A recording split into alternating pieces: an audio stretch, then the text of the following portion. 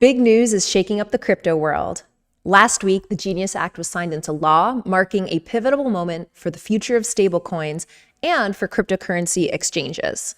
The groundbreaking legislation sets strict rules for stablecoin issuers, requiring 100% reserve backing with liquid assets, monthly public disclosures, and new consumer protection measures. It's a game changer for the industry, bringing legitimacy, transparency, and trust to a space that's often been clouded by uncertainty. But what does this mean for crypto exchanges, the future of stablecoins, and the millions of users navigating this rapidly evolving landscape? To break it all down, we're joined by two voices from Biconomy.com, a global cryptocurrency exchange with over 5 million users across 200 countries and regions.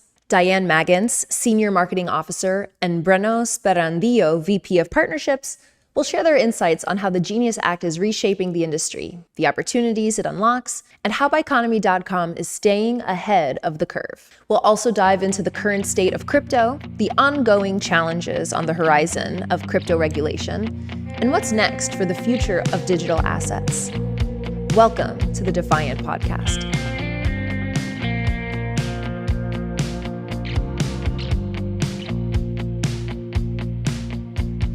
Hello, everyone, and welcome back to the Defiant podcast. I'm your host, Vinny, and we are joined today by Diane Maggins and Breno Sperandillo. Thank you so much for being on the podcast, guys. Thanks for having us, Vinny.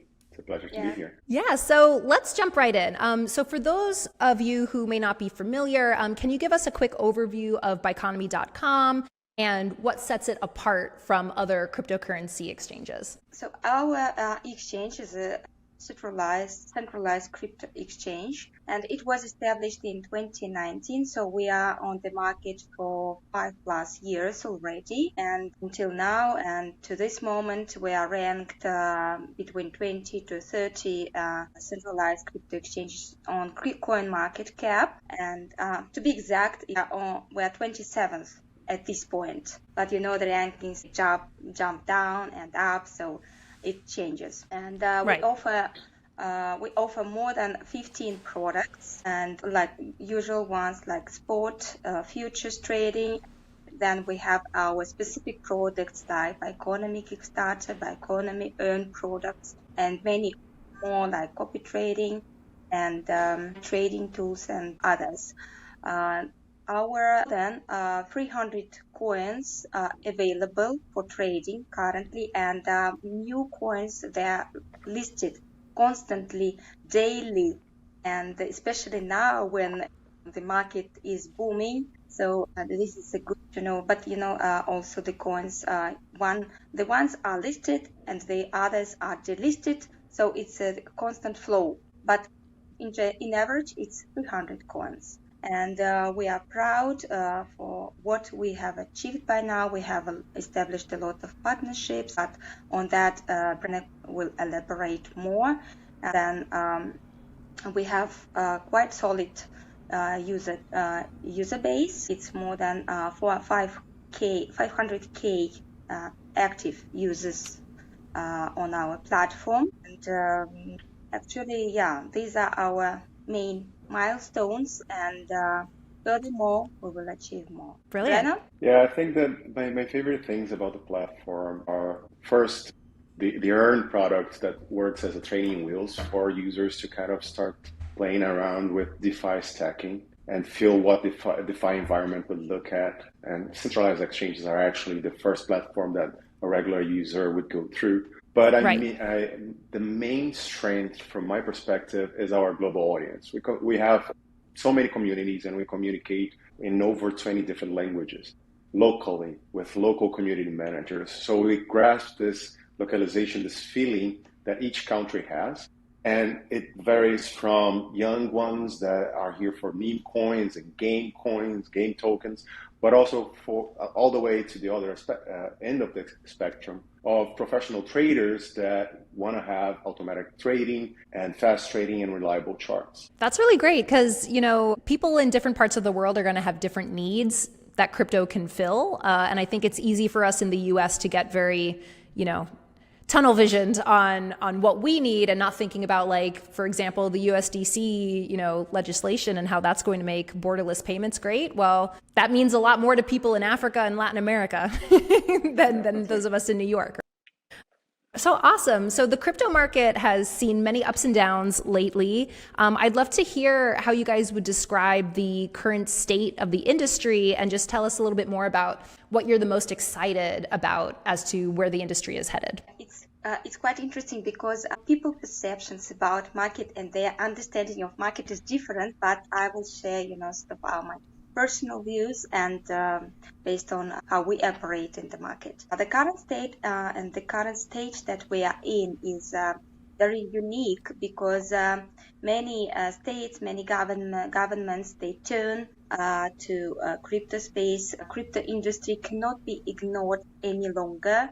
There were a lot of initiatives that led to that are leading to increasing mass adoption of crypto among regular customers, regular people. So it's very much interesting. Introduction of AI tools, AI agents, AI opportunities in crypto space is also quite immersed. And even for crypto trading, what does AI is just amazing.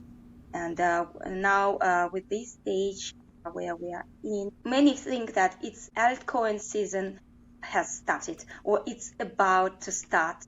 So everyone is just on waiting mode to gain as much as they can from this. Surely, a lot will depend on policies, on the U.S. president's policies and actions, and his steps towards crypto. But the current state is quite promising, I would say. Absolutely. Brenna, what do you think? Yeah, I would double down on that. I think the industry and the tech are more mature now. And major chains are somehow interoperable, getting better and better every year on that. Wallets have evolved to be safer and easier. We have named services, we have best practices that we didn't have 3 to 5 years ago. So we see these regulatory frameworks allowing very large institutions to finally participate in these markets, bringing more inclusion and reducing entry barriers for everyone. I don't know. I think we are all very, very, very excited about the prognosis of cheaper, faster, and better solutions becoming the dominant service level with like stablecoins, the DeFi wallets, and of course, the whole evolution of on-chain technology. Absolutely. And yeah, I think it's interesting.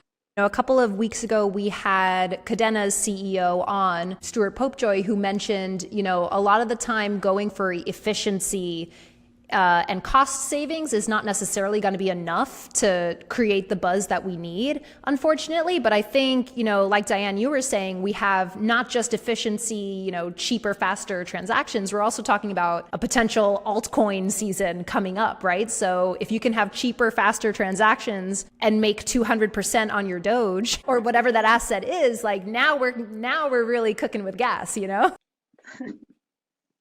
So Diane, I would love to ask you a couple of questions just specifically to your marketing experience and how you're working with getting Biconomy.com's messages out. And so the first one being about user experience. Biconomy.com is known for having a really great user experience, which I think is really important because exchanges are not just about crypto degens, right?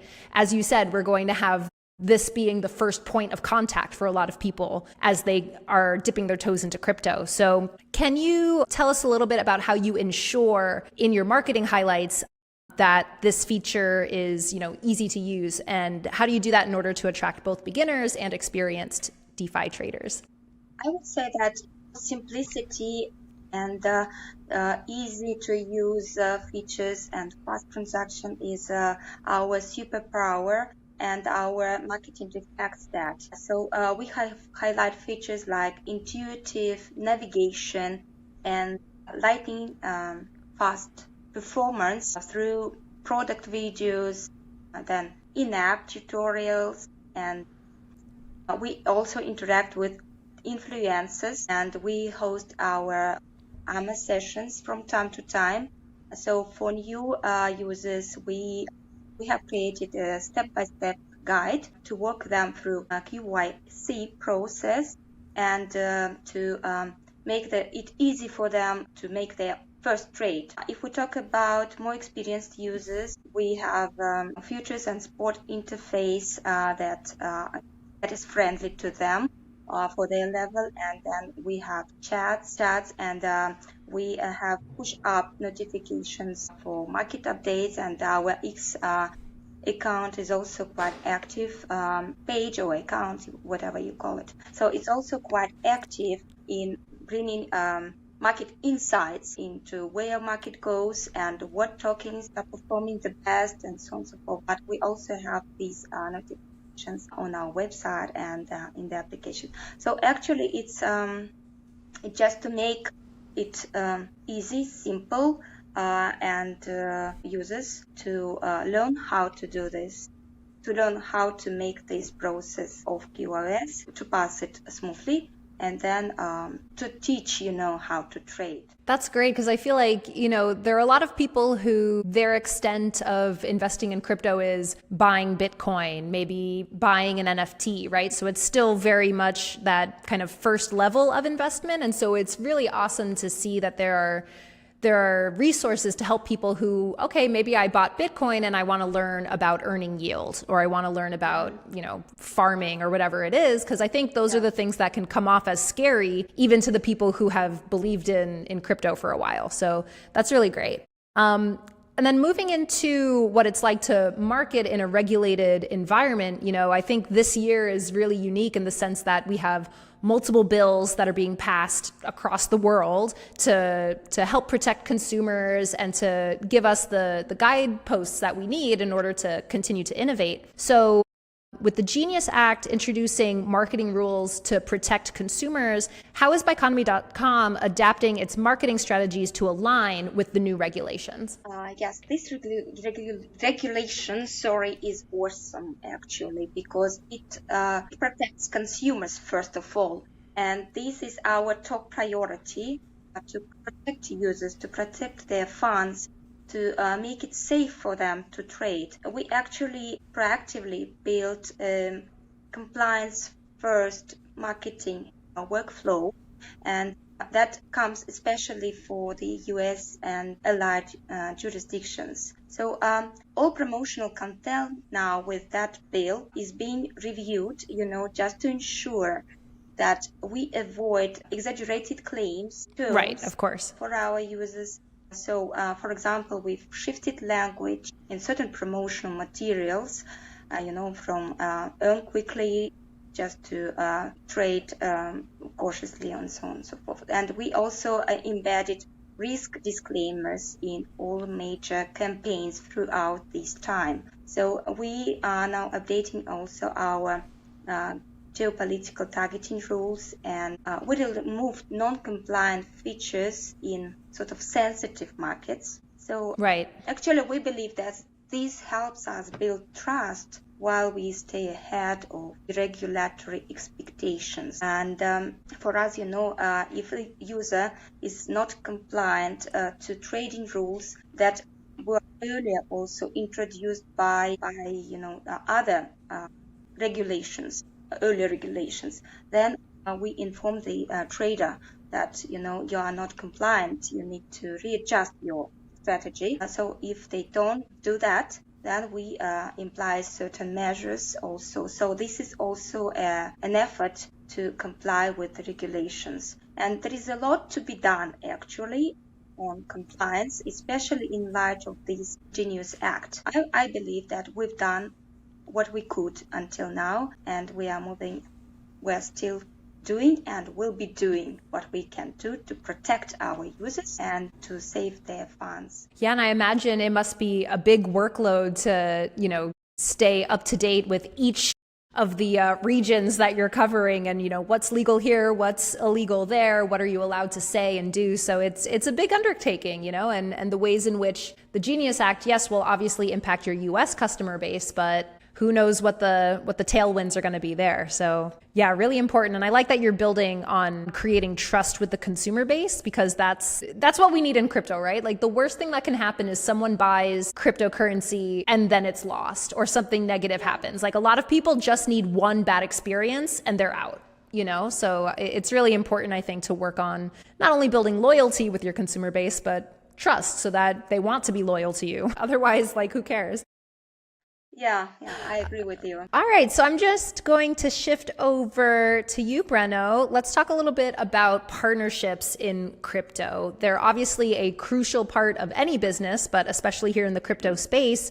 Can you share any of your recent collaborations that you feel have been really exciting or that have significantly impacted Biconomy.com's growth? Yeah, but it's hard to pinpoint one specific partnership. The way we look at it, each collaboration positively impacts our growth, especially token issuers. I would say first and foremost, talking with token issuers and understanding why they're coming to us, what they expect from it. We truly believe the way that we deliver market access, but we also believe the way that we communicate with each community.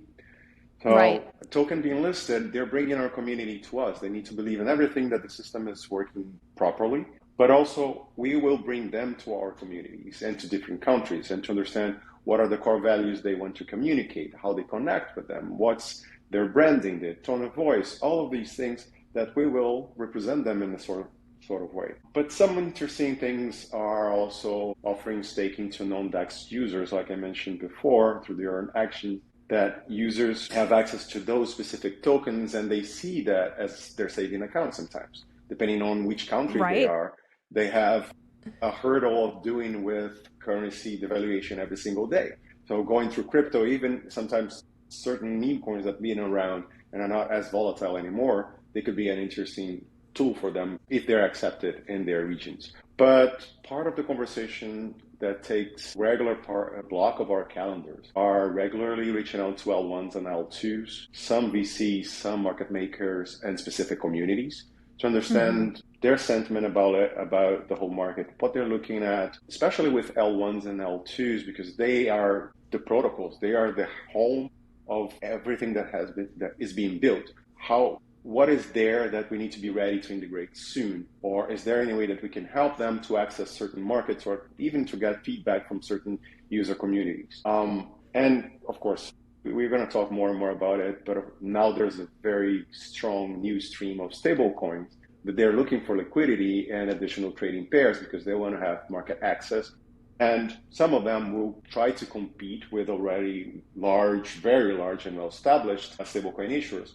But some of those are trying to solve specific use cases in different regions of the globe. Yeah, I think it's so important to footnote, right? Like a Bitcoiner and a Dogecoin maxi are not the same consumer a lot of the time. So, and kind of trying to figure out like what do these people need? And for the generalist crypto investor, you and I were talking before about how, some of us just want to diversify our bags and have lots of things going for us, right? So they're just, like in any industry related to finance, there's so many different consumers, and like going to them to ask for what they want and what they need, that just always goes a lot better than being like, here's what you need, buy it. Yeah. And most of the time that behavior doesn't help, right? It doesn't work. You need to be listening, to be attentive. Yeah, not the best attitude, but well, we're community first often. As cringe as that can sound sometimes in crypto, I do think it captures a lot of like us changing what the expectation is of like the relationships between different entities. The PR Genius is a top crypto PR and growth marketing agency, helping brands globally with expert PR and strategic growth marketing. They've worked with 300 plus projects like Movement Labs and IO.net. Unlike traditional agencies, they charge only on performance. Their services include earned PR opportunities and marketing services to help boost wallet holders and organic X followers. Learn more at www.theprgenius.com. So let's talk a little bit more about stablecoins, because another thing that happened with the Genius Act is now it opens the door for banks and for other entities to become licensed stablecoin users, issuers, which is pretty exciting. Do you see this affecting partnerships and competition in the crypto exchange space? Yeah, well, for sure, it raises the bar and pushes the whole market forward. That's it. And hopefully it will raise the new tide will raise all boats with it.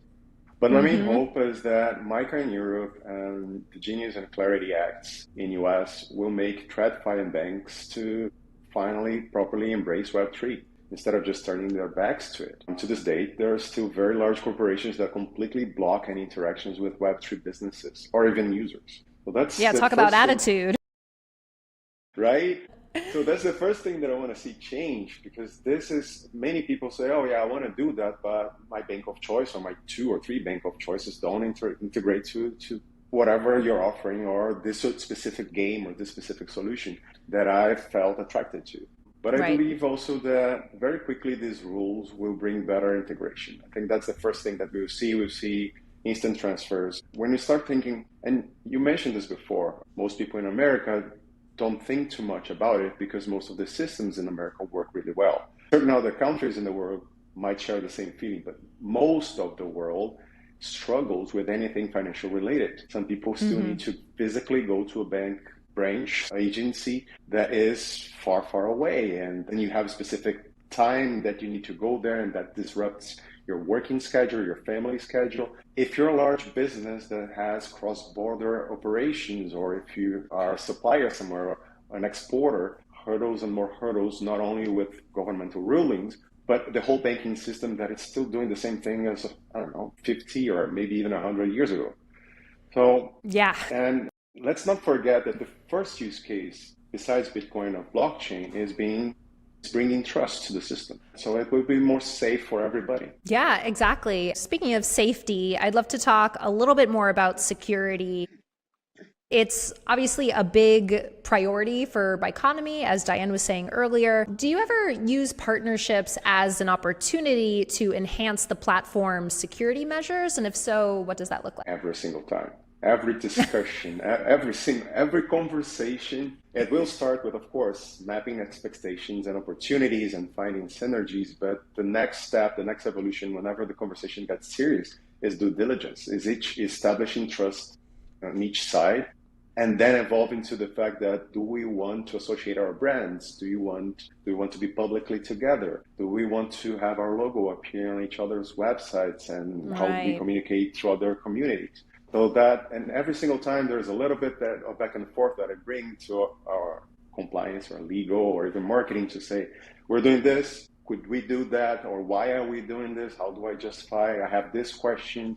Let's jump on the same discussion and share why we think about this. So each partnership is a building block of trust, I guess. We're always validating each other. And I like to say that whoever is present in this industry for more than 4 years can easily note how most of the exhibitors change every 2 years in the conference floors. So that's one thing. If you've been around, you know at least each brand validates each other. I love that. It's like DYOR or bust is like so crypto. And yeah, it's just so great to me that, like so many people in crypto, especially those of us who are like trying to build a better financial system, build a better world, as, utopian as that might sound, like the legislation is actually just catching up to us. Like we've already been doing due diligence. We've already been doing like all of the work that you need to do to create a secure platform. This is just helping, hopefully, to weed out bad actors and to add that those guardrails that, a lot of us have been asking for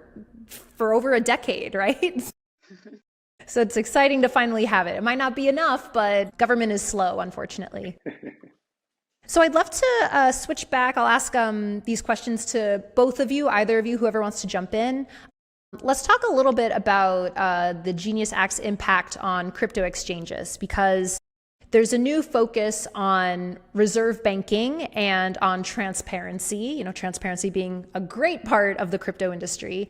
How do you think reserve banking and transparency will impact the way exchanges like Biconomy.com operate? I don't mind, Brenna, if you start. Okay. So polite. Thanks, Diane. I think of this as, I think you answered the question before asking it. I don't see much change for the exchanges individually. Yeah, because most of us are already focused on best practices. We needed to be. We needed to build trust in the market. And honestly, it's extremely competitive. This is a market that anybody can jump in.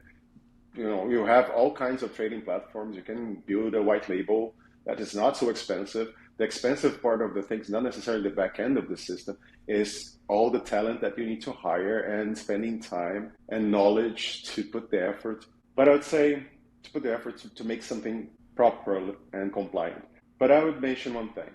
Legal and compliance department, we need to define what due diligence looks like when stablecoin issuers in America are under the act. But then we will also have issuers from other jurisdictions under different regulations. Do we need to build walls? Is this interesting for the industry? We might evaluate things like we can have restrictions according to geolocation or KYC for specific regions, but I don't think that would be the best outcome out of it. I think we need to search for more unity than separation.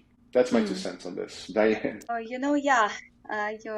You're taking it as unity, actually, but if we talk about this Genius Act, yes, certainly it brings transparency and clarity into crypto space, and this is what it was lacking, actually. So now, if you could just repeat the question, because there were a lot of questions, and now I'm a bit lost. Yeah, no worries.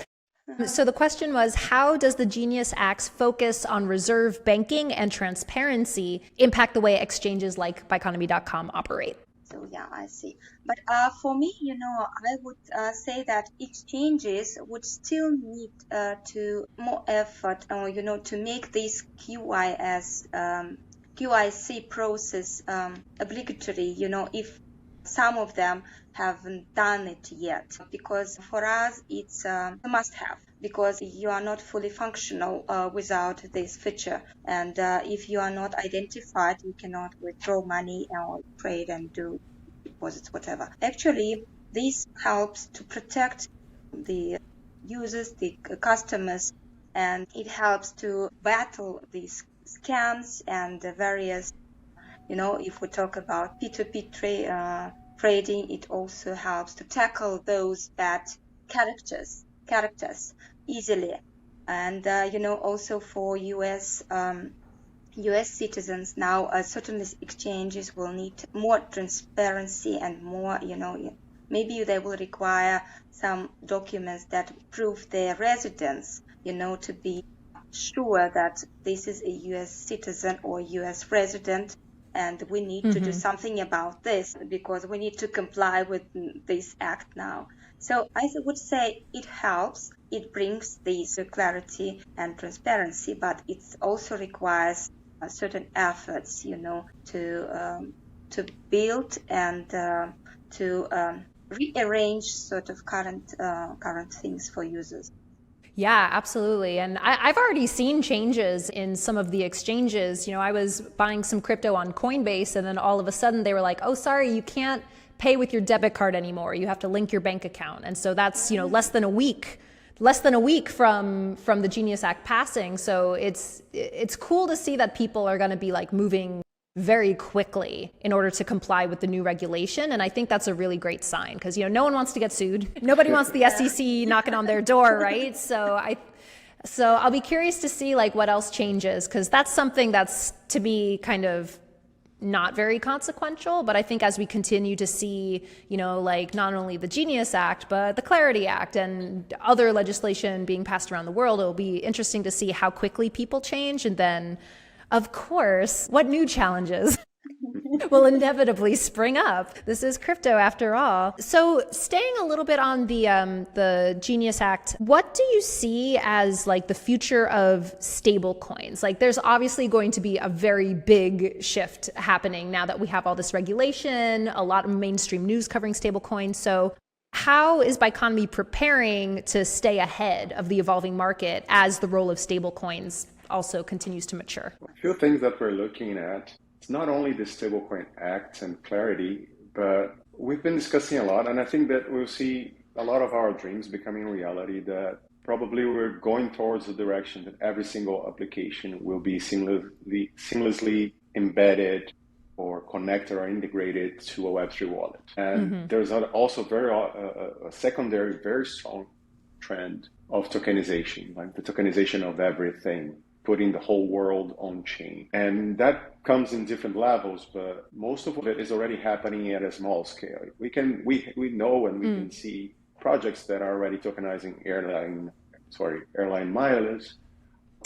mileage, gas station, grocery points program, loyalty programs. Esports are already born into this stack, not to mention art certificates, all NFTs, but chains of custody with pharmaceuticals. All of this, sports betting is now becoming prediction markets, and all types of betting are becoming prediction markets. So there's a lot of new trends that are native on chain, and all that connects on blockchain and has a token. Therefore, you can have your own Web3 wallet. You have your address that will be soon enough connected to your bank account through stablecoins. So everything will move instantly between these things. But the main thing that comes to my head when I look into this is we're seeing a popularization of AI agents. And AI, these agents, they're not going to talk to a customer support service from a bank agency. Right. They talk tokens, they talk blockchain, they move at a speed that it's not human. And they do that in such a high volume.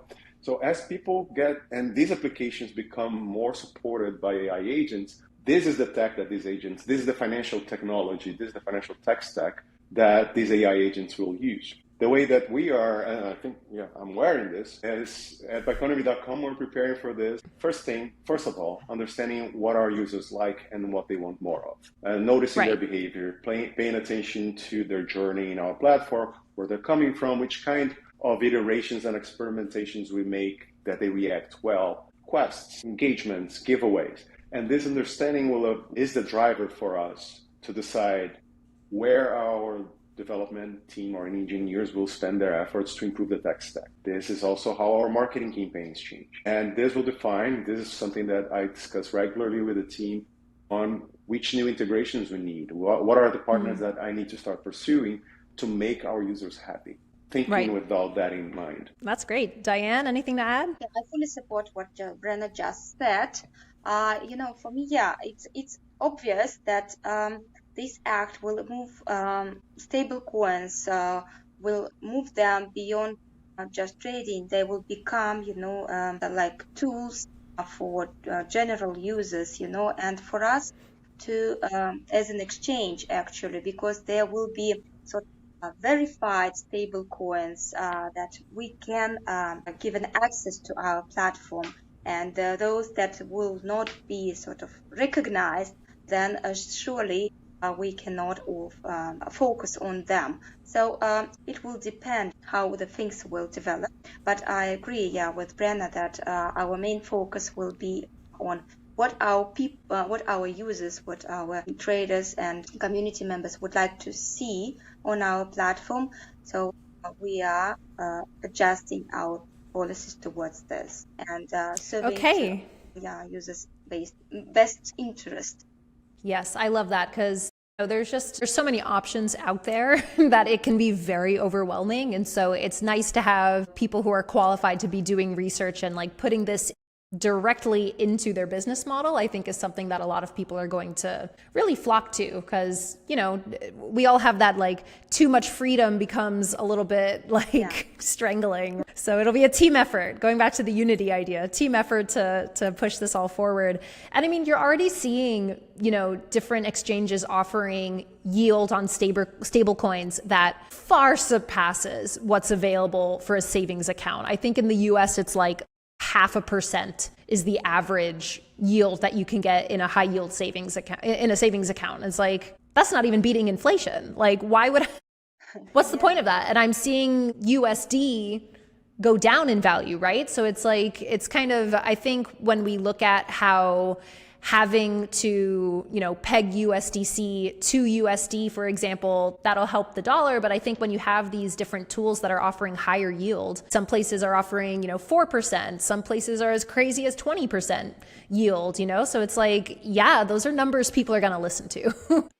Diane, I'd love to switch to talking a little bit about the mobile app and just kind of what your guys' thoughts are on mobile first DeFi. It's definitely something that's gaining traction, I think in a lot of ways because we have apps like Robinhood making mobile so much a part of their business offering that it's like, easy on the go trading. So it's definitely a key feature in that sense. And Diane, I'd love to hear, are there any strategies that have been the most effective in driving app engagement, app downloads, and just helping consumers with mobile? Yeah, we are constantly promoting, our our application. But what we've done when it was first developed, we launched a campaign where we offered the people who will upload our app. We offered them some rewards, and now even lately, just recently, we had campaigns when we requested users to rate our application in Google app, in Google Play, and then you have this iPhone App Store. Yes. Yeah, we requested our users and we offered this opportunity to them because if they rate, they get rewarded, and this is sort of an incentive for our users who use our application on a daily basis. And what we also do in marketing, we like Brenner, he was an active promoter of our application when we participated in a number of offline exhibitions and crypto events. So it was also one of the tools that we used. But besides that, it's a constant promotion. I wouldn't say that there was a particular strategy that gave us a certain percentage. But when we launched, this campaign helped us to onboard a lot of users. So actually, when you offer people sort of some incentive, reward, and so on and so forth, they are more inclined to do the things that you would like them to do. So it serves, of course. Yeah, it helps us to promote the app. We are still understand that there is still a lot to do for our application to make it even better for our users. So constant collaboration between tech and marketing and technological. What if sending crypto felt more human? Pulse just launched Red Packets, a new way to gift tokens with meaning. It's gasless, gamified, and claimable inside group chats only. Think airdrops meet social cues on-chain. Backed by smart wallet tech and live across major L2s, Red Packets turn communities into microeconomies of gratitude and growth. No seed phrases, no friction, just connection with value. Check it out at pulse.social. So Diane, I know you've been marketing crypto for a long time. Before Biconomy.com, you were at Binance. I'd love to hear just what are you the most excited about as far as working in marketing in this industry in 2025? Like we have legislation, we have new all-time highs every day, it seems like, with Bitcoin. Like it just feels like we're in a very different world than we were previously. So yeah, given your experience in marketing for crypto exchanges for many years, like what are you the most excited about in the current moment? Wow, let me think. Hard to narrow it down, I know. Besides Bitcoin going to the moon, what are you excited about? Yes, that's the most important one. What is the most people are excited about and be included. But actually, crypto space is completely different from what it was before, and it's a whole industry now. It's a fully fledged industry, and it brings in too many people. But what I'm excited about is that crypto is so dynamic. For me, no other industry in the world brings these dynamic changes into your everyday life. It's so instant. It's very volatile, and things change very fast in crypto, and you will sometimes feel like you are somewhere behind with all the developments. Oh yes. Yeah. So this drives me actually, and I like crypto for this. But as we speak about crypto, I am sort of scared, but I'm also excited about AI opportunities that are available at the moment for various functions and things to do. AI and I would say that that's what can give us what we can't even expect at this moment, and it's scary.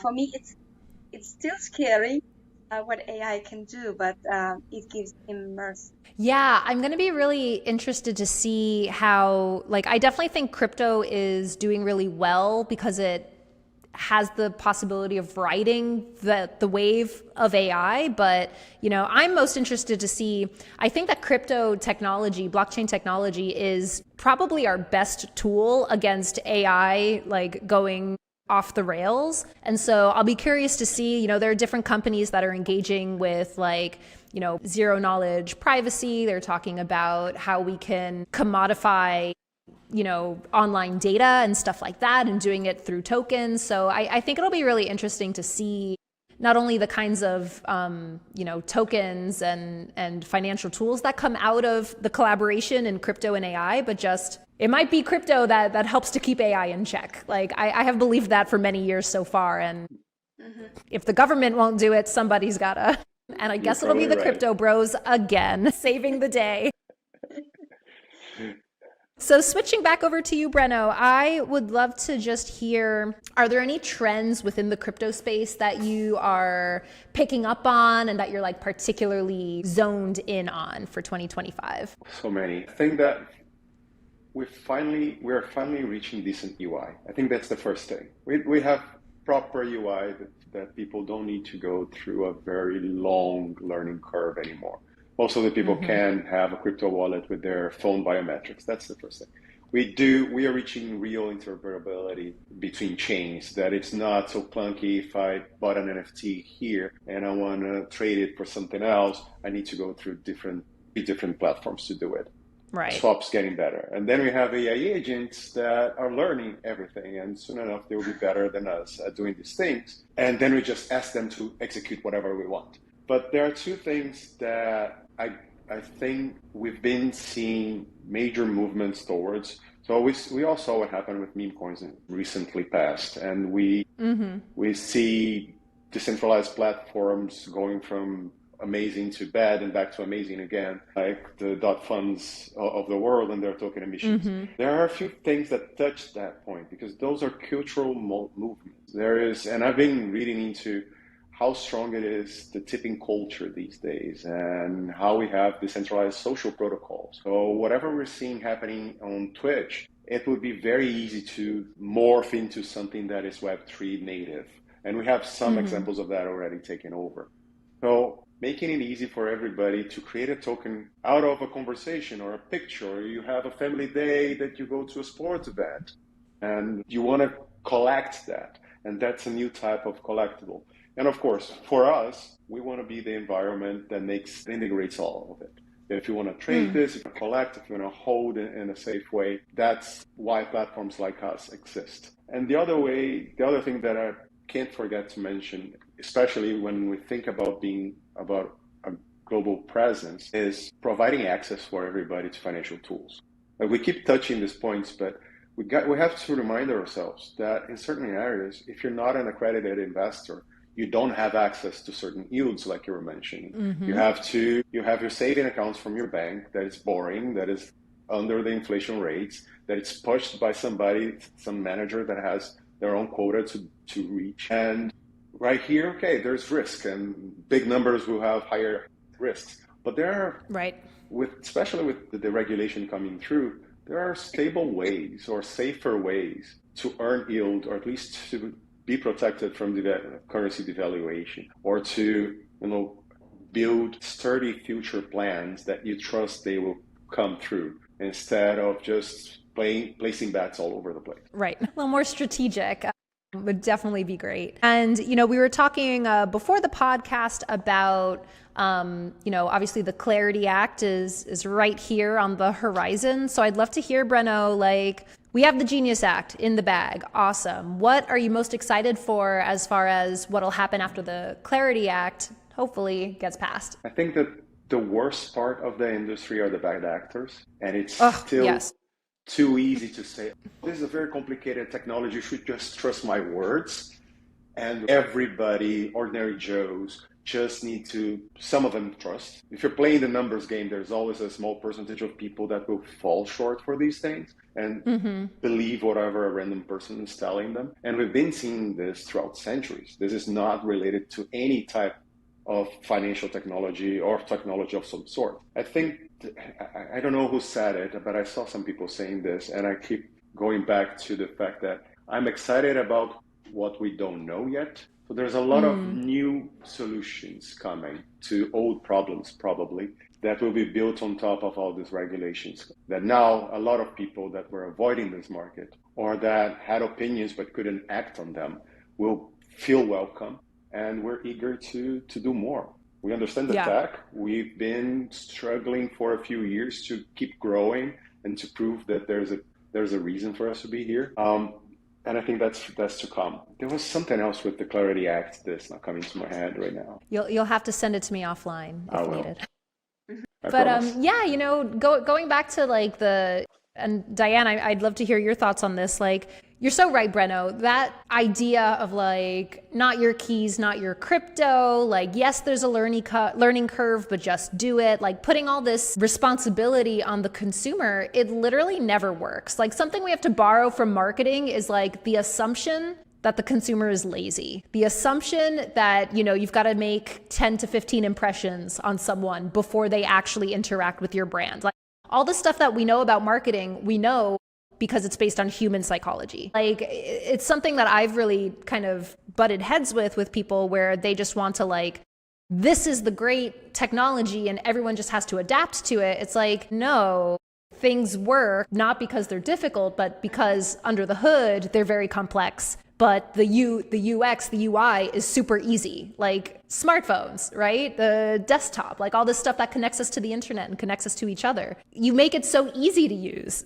That's what makes it popular. So yeah, I think that conversation is starting to happen. I see people starting to be okay, well, actually, maybe we should just make this easier and stop, shaming people for not caring about whatever the upside is. That's exactly. And I was thinking about this. I think that's the thing. I think it just brought it back to me is let's see everybody using crypto applications without knowing. I mean, it's happening in the back of your application. You don't need to see it. I want it to be 4th of July, we're flipping Beyond Burgers and people are wow, this cheeseburger tastes great. Is it Wagyu? And I'm it's vegan. Ha!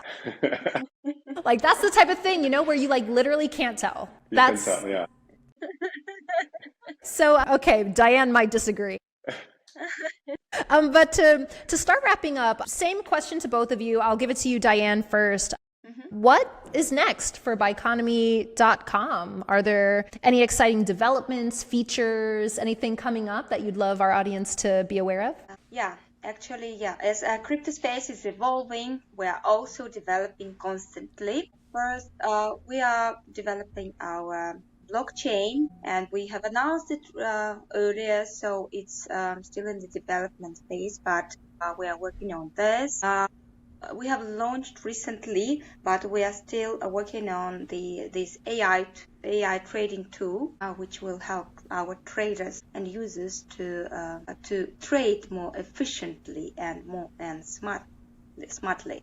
So now we will definitely do more partnerships. That's Brenna knows this, but we are aiming at from the technological side, because we cannot forget about technology as well. For the last year, 2024, we've done many upgrades, system upgrades. So we are working on this constantly, and it's in the plans. Also, we cannot not to upgrade the system and so on to make it fast, reliable, and safe.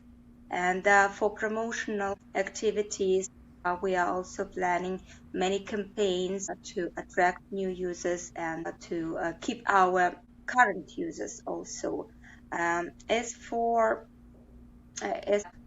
participation in different crypto events offline, for our users to meet personally with our team and to be and make them sure that we are real people who are there and we are not just sort of AI agents somewhere in the space.